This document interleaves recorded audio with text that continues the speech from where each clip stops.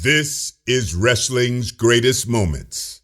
Hey now, wrestling fans! It's time for another episode of Wrestling's Greatest Moments. What did it take to be an MVP in the WWF's most explosive era? Sit back as Wrestling's Greatest Moments looks at WWF MVPs of the 1980s. Before we get started, don't forget to subscribe to our channel and hit that notification bell so you don't miss a single video. The Rock and Wrestling Era. Whether you call it the Golden Age or the Rock and Wrestling Era, the period between 1984, the beginning of Hulkamania in the WWF, and 1990, marked by the WWF's failed attempt to push the Ultimate Warrior as their top talent, was one of unbridled success for the World Wrestling Federation. Given WWF's focus on incorporating pop culture, primarily music, with wrestling to attract a mainstream audience, we prefer rock and wrestling. Criteria: Vince McMahon's transformation of the WWF from a regional territory into a national promotion was no easy task, and it involved many key players' work. There were many people behind the scenes responsible for the success, chief among them Vince McMahon, someone we'll cover in another video. But for this video, we'll be looking at the singles wrestlers who played vital roles in the promotion's successful expansion, either as featured players or undercard wrestlers whose roles contributed heavily to WWF's success. When it comes to success, we're looking at these wrestlers' ability to put the proverbial butts in the seats, with wrestling ability being a secondary factor at best. We're also looking at singles wrestlers and not tag team wrestlers. We will look at tag team wrestlers and others in the future. Let's dive in. Hulk Hogan. Hulk Hogan was the foundation of WWF's success in the Rock and Wrestling era. Wrestling's Greatest Moments has discussed the options Vince McMahon had besides Hulk Hogan. Kerry Von Erich and Dusty Rhodes' names are often dropped, although there's no guarantee either would have been interested in leaving their prominent roles in world-class championship wrestling and Jim Crockett Promotions respectively, as both promotions were competitive with the WWF at the time. Hulk Hogan's blend of charisma and size made him the perfect champion to spearhead Vince McMahon's vision of the WWF. While Hogan could wrestle when he wanted, as anyone who has seen his work in Japan knows, his brawling and power-based wrestling style fit like a glove for WWF fans accustomed to the similar styles worked by past WWF champions Bruno Sammartino and superstar Billy Graham. Vince McMahon wasn't looking to wow fans with technical masterpieces. He wanted action-packed main event matches that kept fans on the edge of their seats. The Hulkster also had the X factor that attracted mainstream audiences, as seen by memorable appearances in Rocky III as Thunderlips and talking up Johnny Carson on The Tonight Show. Hogan's star power continued in the WWF, including guest appearances on TV shows such as The A-Team and The Love Boat. Hogan's universal appeal led to a huge push in New Japan Pro Wrestling and Vern Gagne's American Wrestling Association, AWA. Fans embraced the Hulk, and the phenomenon known as Hulkamania was born. However, Vince McMahon saw more than others did in Hulkamania, using his extraordinary vision to take it beyond anyone's expectations. Vince McMahon had everything he wanted in Hogan: a larger-than-life superhero who would carry the new WWF's banner and battle assorted villains. Although Hogan could not capture the mainstream success he wanted in movies, he became a household name and was a company's face, helping to make the WWF synonymous with pro wrestling, or sports entertainment as Vince McMahon billed it, for the mainstream. Much like people say Kleenex for facial tissue, the fact that Hulkamania was able to burn so bright and for so long is a testament to Hogan's MVP status. Roddy Piper. It's been said that a hero's legend is written by their battles with villains, and WWF positioned the ideal villain for Hulk Hogan to fight when they brought Roddy Piper into the WWF. Piper had finished a successful run in Jim Crockett Promotions, beginning as a villain but later transforming into an unlikely hero. However, Vince McMahon didn't want the heroic version of Piper, at least not yet. He needed a crafty villain who wasn't Hogan's physical equal, but who was ruthless in the ring and capable of no shortage of villainous acts, including attacking pop star Cyndi Lauper and wrestling manager Captain Lou Albano at an award ceremony, busting a coconut over Jimmy Superfly Snuka's head, destroying hapless enhancement talent Rick Quickdraw McGraw in the ring, and shaving the head of little person wrestler the Haiti Kid to taunt Mr. T before T's boxing match with Piper at WrestleMania 2. Roddy Piper's ability to anger fans, which at times bordered on riots, translated into big box office, and the highly rated MTV special The War to Settle the Score, the cable music video channel's highest rated program at the time, where Piper fought Hulk Hogan. Nothing was settled, but it did whet the fans' appetite for ordering WrestleMania, the WWF pay-per-view where Piper and Paul Mr. Wonderful Orndorff fought Hulk Hogan and Mr. T in the main event. Like Hulk Hogan, Piper was a natural for the camera, and his heel act made him the perfect representation of heel wrestlers when the WWF needed a representative on MTV or any media appearance. Like many top-level heels, the fans eventually embraced Piper, and his babyface run worked equally well.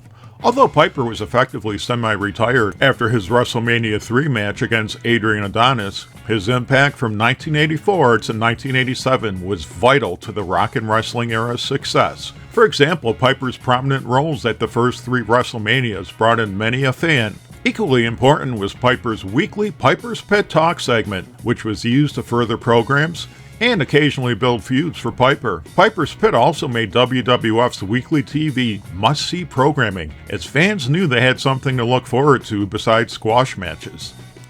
Andre the Giant, wrestling's 8th wonder of the world, played an essential role in the rock and wrestling era. Andre, best used as a unique attraction, was the type of wrestler who could headline a card, whether he teamed with babyface wrestlers or worked in a singles match. Although Andre's best years were behind him in terms of physical ability, due to the disease that served as a blessing and a curse that gave him his great size, but also battered his body, giving him great pain. Andre knew how to work around his limitations, and the sheer spectacle of watching the big man made for some great feuds, including his ongoing war with Big John Studd and later King Kong Bundy. Andre's role as a mentor to Hulk Hogan was played up during Hogan's first few years in the WWF, which made his eventual heel turn all the more exciting and tragic. Andre's bitterness at being denied a WWF Championship match led to WrestleMania 3, the pay-per-view event that solidified the WWF status as the #1 wrestling promotion in the world.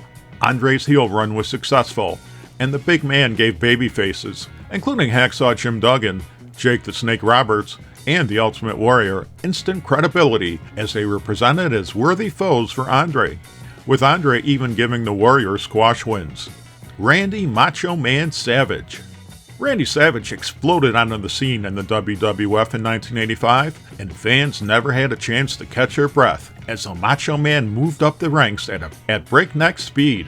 A brawler who incorporated agility and high-flying moves into a style as dazzling as the ring attire he wore, and only outdazzled by his manager, the lovely Miss Elizabeth, Savage's success seemed inevitable. That was just the beginning, though, as Savage lived up to his name in the ring, quickly winning championship gold and becoming a frequent thorn in the side of WWF champion Hulk Hogan. Savage's charisma and surrealist promos made it hard to hate him, even when he attempted to end the career of beloved babyface Ricky the Dragon Steamboat. Eventually, Savage turned babyface, and his unlikely role as Hulk Hogan's BFF led to the Mega Powers, arguably wrestling's greatest all-star tag team, as well as a one-year run with the WWF Championship. This allowed Hulk Hogan time to film his magnum opus, No Holds Barred, and equally important, especially when the film somehow failed to transform the Hulkster into a silver screen sensation, it gave the WWF time to craft the storyline of Savage's jealousy to make the Mega Powers explode. Another fantastic angle that led to an equally fantastic main event, this time at WrestleMania 5. The Macho Man was the wrestling equivalent of a switch hitter, someone who could work equally well as a heel or a babyface.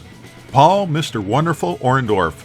Paul Orndorff was a physical specimen Vince McMahon craved on his roster, and while Mr. Wonderful was better as a heel, he played a babyface well enough to add variety to the WWF's roster. Orndorff played the ideal partner for Roddy Piper at the first WrestleMania, providing the muscle Piper needed to make him even more of a threat to Hulk Hogan and Mr. T. Orndorff's subsequent face turn after Piper made him his scapegoat for losing their Mania match gave Hulk Hogan a trusted ally, until, like so many Hogan allies, he betrayed him. Orndorff's brutal ring style and beautiful piledriver finish were always entertaining to watch, and his eventual descent into jealousy after being described as Hulk Jr. led to one of the WWF's hottest feuds of 1986. Orndorff was essential to the WWF success because he repeatedly showed how he could jump into main event programs and then work undercard programs successfully until needed in the main event again. Ricky the Dragon Steamboat. Another strong supporting player was Ricky Steamboat. While WWF was known for less of an emphasis on wrestling and more on showmanship, wrestlers like Ricky Steamboat were the framework holding up the promotion. Steamboat could work with any wrestler, and his ability to sell and win fan sympathy made him a fantastic babyface, so much so that Randy Savage actively sought him out as his opponent.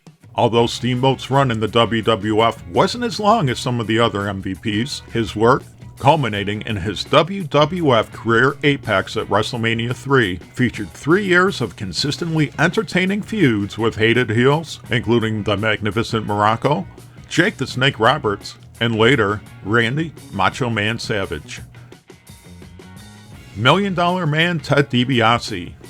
For a wrestler who never held a major title, other than the $1 Million Championship he commissioned for himself, the $1 Million Man Ted DiBiase influenced many storylines from the WWF. First among them was his quest to buy the WWF Championship from Hulk Hogan, which launched a magnificent storyline of DiBiase buying Andre the Giant's contract from Bobby the Brain Heenan and helping Andre win the title with a crooked referee. How much for that plastic surgery, brother? This led to 1988's WrestleMania 4 and a lengthy campaign between DiBiase and the Mega Powers, including DiBiase teaming up with Andre the Giant at the first SummerSlam. DiBiase was just getting warmed up though, as he served as the WWF's de facto financier of villainy, whether it was bankrolling the Brother Love Show, making fans humiliate themselves on TV for cash, or hiring wrestlers to do his dirty work.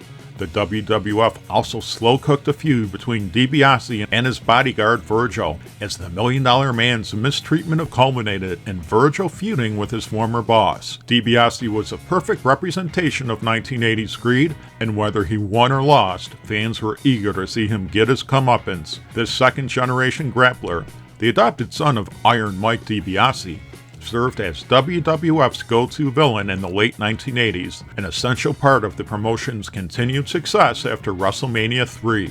Tito Santana. Fans who think El Matador when the name Tito Santana comes up may be surprised to learn what a high-level player Tito Santana was before his 90s run as a jobber to the stars. Like Ricky Steamboat, Santana could work against any opponent. Santana was also like Steamboat in that he had the fire that fans expected from babyfaces when heels pushed things too far.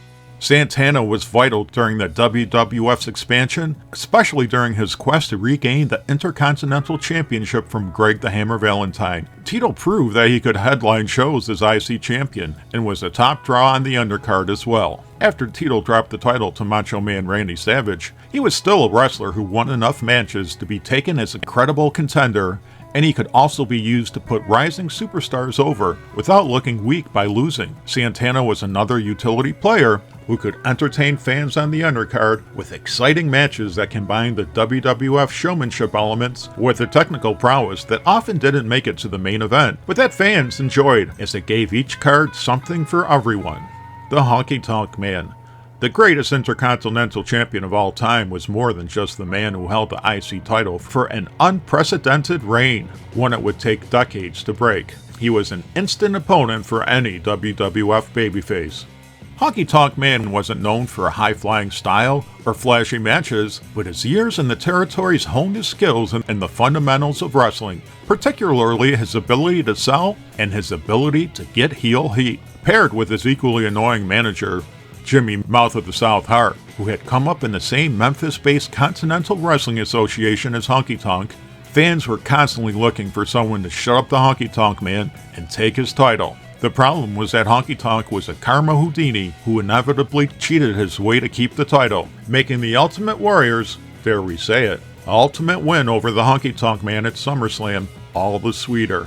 Like many Intercontinental Champions, The Honky Tonk Man was someone who headlined shows, while the WWF Champion headlined other shows. Although Honky Tonk Man's peak was during his IC title reign, his ability to aggravate fans made him vital to the WWF staying fresh. The Honky Tonk Man's role as a heat magnet led to him playing important supporting roles in the WWF, including Randy Macho Man Savage's babyface turn. The Ultimate Warrior.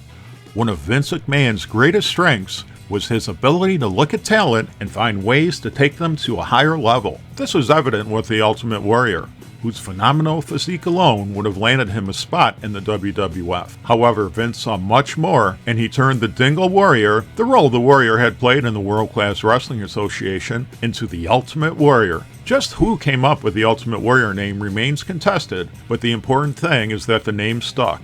On paper, the Warrior lacked all but the most fundamental wrestling skills, and some critics might say that this was giving him too much credit. McMahon did what any good promoter did.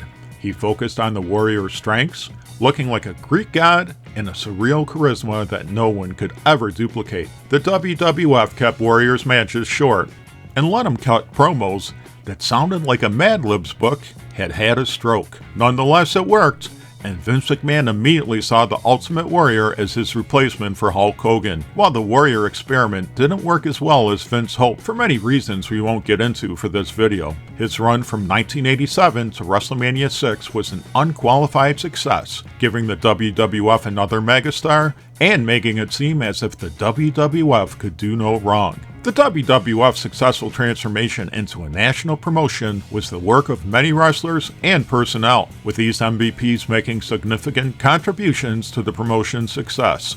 Some of these MVPs played major roles in helping the WWF in its first 3 years, culminating at WrestleMania 3. However, the role of latecomers such as Ted DiBiase, the Honky Tonk Man, and the Ultimate Warrior shouldn't be overlooked, as they infused the promotion with fresh blood and further the WWF success. These wrestlers weren't Rockin' Wrestling originals, but they played major roles in pivotal angles that continued the WWF's popularity and growth. Who do you think were the real WWF MVPs that made the Rockin' Wrestling era so successful? What do you think of our list? Who are your WWF MVPs of the Rockin' Wrestling era? Share your thoughts in the comments section, and let us know if there are any videos you'd like Wrestling's Greatest Moments to cover. In the meantime, subscribe to our channel, follow us on X and Instagram, and spread the good news about Wrestling's Greatest Moments, the channel that celebrates the squared circle.